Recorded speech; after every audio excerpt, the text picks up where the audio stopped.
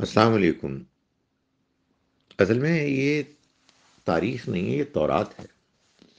تو لوگ اگر تاریخ میں کوئی چیز لکھتے ہیں تورات کی بنیاد پر تو اس کو تاریخ نہ کہیں، اس کو تورات کہیں کہ آ، اللہ تعالیٰ نے اسحاق علیہ السلام کو قربان کرنے کے لیے حضرت ابراہیم کو حکم دیا، لیکن قرآن مجید تورات کا یہ بیان غلط ہے۔ آپ کہیں گے کہ یہ تو آپ اپنے مسلمان ہونے کی وجہ سے ایک متعصبانہ جملہ بول رہے ہیں۔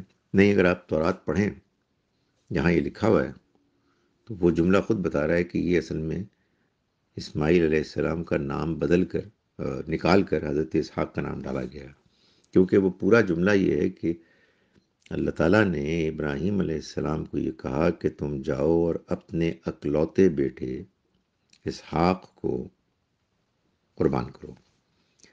اسحاق علیہ السلام اسماعیل علیہ السلام سے چھوٹے تھے، کوئی 14-15 سال چھوٹے تھے، تو یہ تو ممکن ہی نہیں تھا کہ اسحاق علیہ السلام کو قربان کیا جائے اور ان کو کہا جائے ان کے بارے میں کہ اکلوتے بیٹے ہیں۔